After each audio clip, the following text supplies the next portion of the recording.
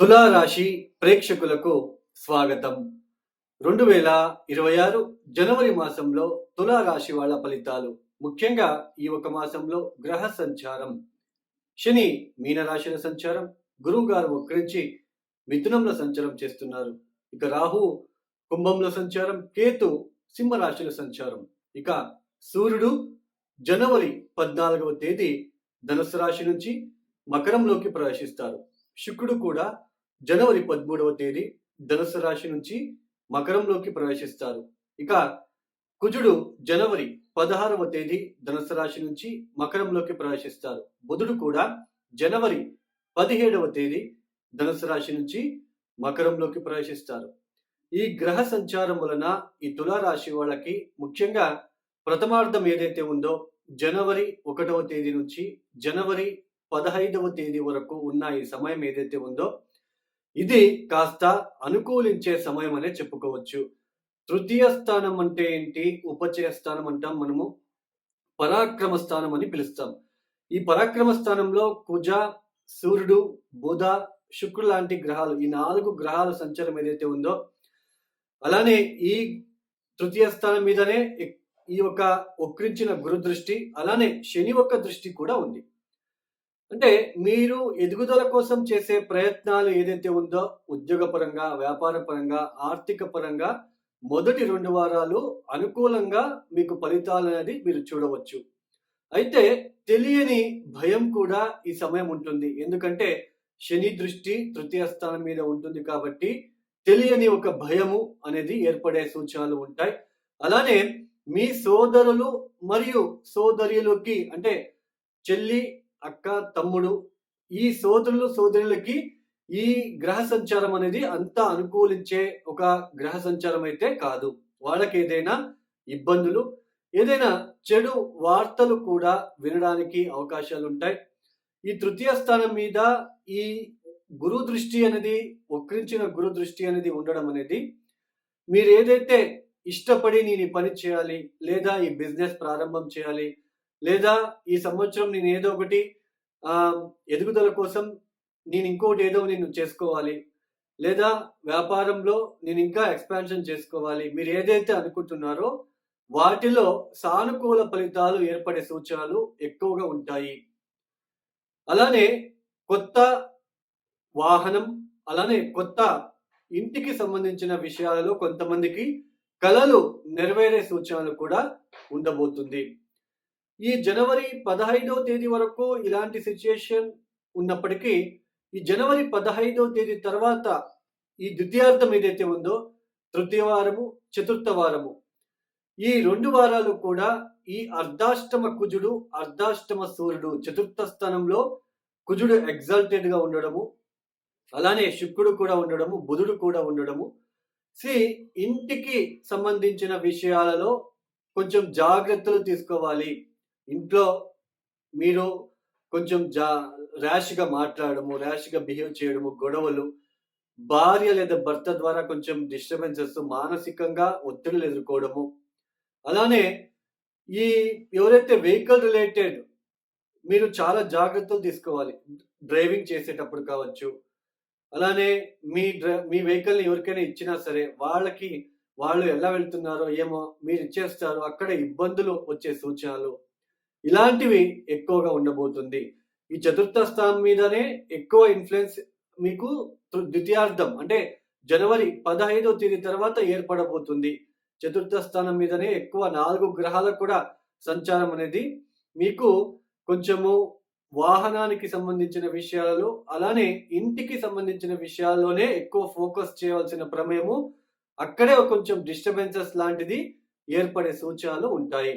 అలానే ముఖ్యంగా ఈ ఉద్యోగం కోసం ఎవరైతే కొత్తగా ప్రయత్నాలు చేస్తున్నారో వాళ్ళకి ఆకస్మిక ఉద్యోగ ప్రాప్తి అయ్యే సూచనలు కూడా ఉండబోతుంది. ఆల్రెడీ ఉద్యోగం చేసే వాళ్ళకి కూడా ఆకస్మికంగా బదిలీలు, అది మంచి బదిలీలు, మంచిగా ఇంక్రిమెంట్ పొందుకునే అవకాశాలు కూడా ఈ ఒక మాసంలో మీరు చూడడానికి ఆస్కారాలు, అవకాశాలు ఎక్కువగా ఉంటాయి. మొత్తానికి తులారాశి వాళ్ళకి మొదటి 15 రోజులు మీరు అనుకున్న పనులు చేయగలుగుతారు, కొంచెం పరాక్రమంగా ఉంటారు. అలానే మీరు ఏదైతే ఆశిస్తున్నారో అవన్నీ కూడా నెరవేరుతాయి. మానసికంగా దృఢంగా ఉంటారు. ఇలాంటి సిట్యుయేషన్ బాగా కలిసి వస్తుంది మీకు. అలానే ఈ ఈ ఈ ద్వితీయార్థం ఏదైతే ఉందో ఇక్కడ మీకు కొంచెం డిస్టర్బెన్సెస్ ఏర్పడే సూచనలు. అందులోన ఇంటికి, వాహనానికి సంబంధించిన విషయాలలో, అలానే భార్యాభర్తల మధ్య ఒక అవగాహన లేకుండా అక్కడ మీ యాటిట్యూడ్, వాళ్ళ యాటిట్యూడ్‌కి ఇక్కడ డిస్టర్బెన్సెస్ లాగా అనిపించడము, మ్యాచెస్ సరిపోకపోవడము అనేది కనిపించడానికి ఆస్కారాలు ఉంటాయి. మొత్తానికి ఈ తులారాశి వాళ్ళకి ఇలాంటి ఫలితాలు ఉంటున్నాయి కాబట్టి తప్పనిసరిగా శని ఆరాధన చేసుకోండి. శనికి శాంతి చేసుకోవడానికి ప్రయత్నం చేయండి. అలానే ఈ శని త్రయోదశి రోజు శనికి, శివుడికి, కాలభైరుడికి తైలాభిషేకం అంటే నువ్వుల నూనెతో అభిషేకాలు చేసుకున్నట్లయితే చాలా మంచిది. ఇవి గోచార ఫలితాలు మాత్రమే. ఇంతసేపు మనం ఏమి చెప్పుకొచ్చామో ఇవి గోచార ఫలితాలు మాత్రమే. జాతకం చాలా ఇంపార్టెంట్. జాతకంలో మనం పుట్టినప్పుడు జాతకంలో గ్రహస్థానాలు గనక బాలేకపోతే అక్కడ గ్రహగతులు చాలా ఇబ్బందిగా ఉంటే పంచమాధిపతి, నవమాధిపతి, లగ్నాధిపతి, సప్తమాధిపతి, దశమాధిపతి వీళ్ళు చాలా ప్రముఖమైన పాత్ర అనేది వహిస్తారు. వీళ్ళు గనక బలహీనంగా ఉండి అష్టకవర్గ బిందువులు గనక వాళ్ళు దశమ స్థానంలోకి లేదా పంచమ స్థానంలోన ఎక్కువ అష్టకవర్గ బిందువులు లేకుండా ఒక 20-25 పాయింట్స్ గనక ఇచ్చి ఉంటే వాళ్ళకి చాలా ఇబ్బందులు ఉంటాయండి. వాళ్ళ జీవిత కాలంలో కొంచెం ఇబ్బందులు పడుతూనే వెళ్ళాలి. మెయిన్ దశమ స్థానం ఉద్యోగ విషయాల్లో ఇబ్బందులు పడుతున్నారు ఒక వ్యక్తి అంటే దశమ స్థానం బలహీనంగా ఉంటుంది అని అర్థం. వాళ్ళ జాతకరీత్యా దశమాధిపతి ఎవరు? ఆ దశమాధిపతి ఎక్కడున్నాడు? D10 చార్ట్‌లో దశమాధిపతి ఎక్కడున్నాడు? సో, మళ్ళీ D10 చార్ట్‌లో ఏ లగ్నం ఏర్పడింది? ఇవన్నీ చాలా ప్రముఖమైన పాత్ర అనేది వహిస్తుంది. అలానే మనం పెళ్ళిళ్ళు చేసుకుంటున్నాం. అసలు జాతకాలు మ్యాచ్ చేసుకోకుండా చేసుకుంటున్నాం. చాలా మంది ఏమైపోయింది అంటే పేరు బలాలు మాత్రమే చూస్తున్నారు. అందులోన పేరు చేంజ్ చేయడం అనేది కూడా చేస్తున్నారు. ఇవన్నీ చేస్తే పేరు చేంజ్ చేయగానే అవి సరిపోతుందా? మీరే తలరాతని మార్చగలమా? మీరే ఆలోచించండి. సో, జాతకరీత్యా ఉన్న ఇద్దరికీ ఉన్న అక్కడ దోషాలేమున్నాయి? సప్తమాధిపతి ఎలా ఉన్నాడు? బిఫోర్ మ్యారేజ్ ఏ పరిహారాలు చేసుకుంటే కొంచెం రిలీఫ్‌గా ఉంటుంది? అది ఆలోచించాలి. పేరు బలాలు మాత్రమే చూస్తున్నారు. జాతకాలు ఎవరు సరిగ్గా చూడట్లేదు. జాతకాల గురించి పట్టించుకోవట్లేదు. అలానే పేరు చేంజ్ చేయగానే మనకంతా ఓకే అయిపోతుంది.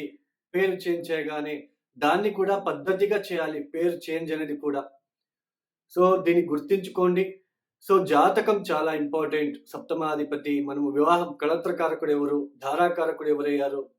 లగ్నాధిపతి ఎలా ఉన్నారు? ఇవన్నీ చూసుకొని మనము ముందడుగు వేస్తే చాలా మంచిది. అలానే ఈ 2026వ సంవత్సరంలో జనవరి, ఫిబ్రవరి, మార్చ్ ఈ 3-4 మాసాలు ఏప్రిల్ వరకు కూడా ఎక్కువ వాహన అపఘాతాలు అయ్యే సూచనలు, కెమికల్‌కి సంబంధించిన కెమికల్ ఫ్యాక్టరీలలో ఏదైనా ఎక్స్‌ప్లోజన్ జరిగే సూచనలు కూడా ఉండబోతుంది. అగ్ని దురంతాలు ఎక్కువ అవుతాయి. ఎందుకంటే కుజ, బుధులు ఇద్దరు కూడా నియరెస్ట్‌గా సంచారం చేస్తూ ఉన్నారు.